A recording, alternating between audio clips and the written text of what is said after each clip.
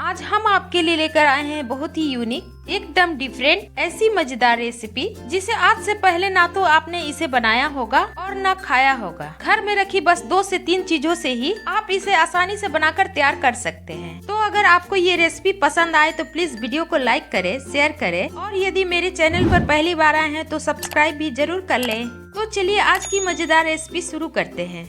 Hello friends, मैं हूँ आरती और स्वागत है आपका कुकिंग रिलेशन में।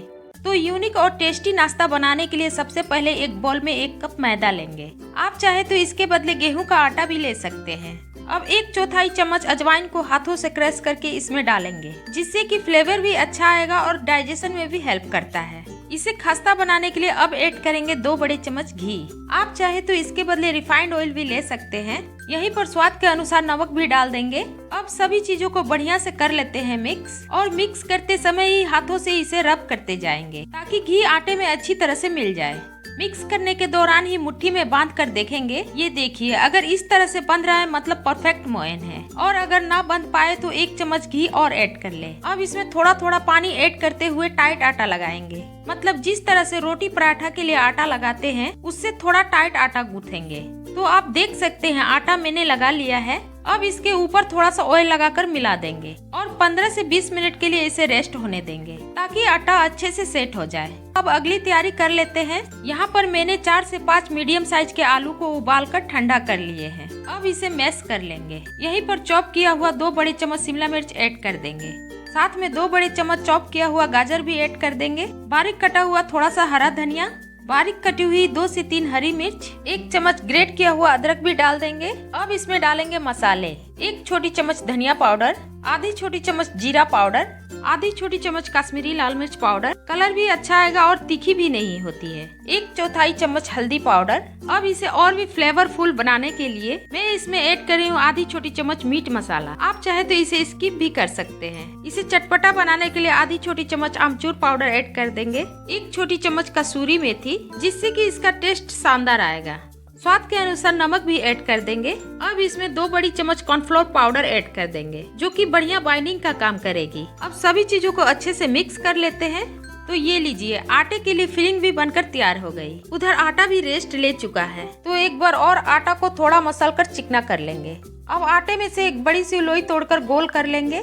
सूखे आटे से स्लैब को करेंगे डस्ट और एक बड़ी सी रोटी बेलेंगे, मतलब रोटी से बड़ी और रोटी जितनी पतली। ये देखिए, बिल्कुल इसी तरह की। अब इसके ऊपर स्टफिंग लगाएंगे। तो स्टफिंग को इस तरह से रोटी के ऊपर रखेंगे और इसे सभी तरफ फैलाकर एक पतली सी लेयर बना लेंगे। तो स्टफिंग को मैंने अच्छे से लगा लिया है। अब सेम उसी तरह का रोटी बेलकर इसके ऊपर इस तरह से लगा देंगे। किनारों को भी इस तरह से मिला लेंगे। रोटी अगर छोटी पड़ जाए तो कोई परेशानी वाली बात नहीं है। रोटी को इस तरह से थोड़ा खींचकर मिला ले। अब हल्के हाथों से ऊपर से भी थोड़ा प्रेस कर देंगे ताकि स्टफिंग रोटी के अंदर अच्छी तरह से चिपक जाए। अब हम क्या करेंगे कि एक चाकू की हेल्प से इसके किनारों को कट कर लेंगे और चौकोर शेप दे देंगे।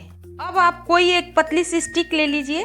मैंने स्वेटर बुनने वाला नीडल्स लिया है, तो इसकी मदद से इसके बीच में हल्का सा प्रेस करके एक निशान बना लेंगे। अब फिर से एक बार दूसरी साइड से इस तरह से कट लगा देंगे। अब एक किनारे को उठाकर फोल्ड करते हुए दूसरे किनारे में मिला देंगे और फिर से एक बार स्टिक को बीच में रखकर प्रेस कर देंगे। अब दोनों किनारों को हाथों से पकड़ेंगे और घुमाते हुए इस तरह का शेप बना लेंगे। तो है ना कितना आसान, बनाने में मजा भी बहुत आएगा। एक और तरीका है, स्टिक के बदले चाकू को उल्टी साइड से भी प्रेस करके इसे बनाया जा सकता है। तो इसी तरह बनाकर मैंने सभी को तैयार कर लिए हैं। अब इसे फ्राई करेंगे। तो उसके लिए कढ़ाई में तेल डालकर गरम कर लेंगे। तेल हल्की गरम होनी चाहिए। टूथपिक से चेक कर रहे हैं तो हल्के बुलबुले आ रहे हैं, मतलब तेल परफेक्ट गरम है। तो इसी स्टेज में एक एक करके जितनी कढ़ाई में आए उतनी रोल डाल देंगे। गैस का फ्लेम लो टू मीडियम रखेंगे और धीमी आंच पर ही इसे पकने देंगे। तो नीचे से ये हल्की सी सिक गई है। अब इसे पलट देंगे और इस साइड से भी सिकने देंगे।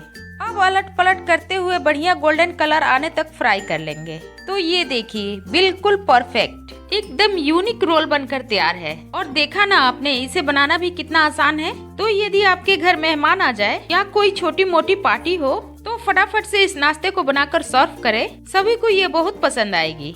और अगर आपको ये रेसिपी पसंद आई हो तो प्लीज वीडियो को लाइक करें, शेयर करें और अभी तक मेरे चैनल को सब्सक्राइब नहीं किए हैं तो जरूर कर ले। फिर मिलते हैं आपसे ऐसी ही नई रेसिपी के साथ। तब तक के लिए बाय बाय, टेक केयर।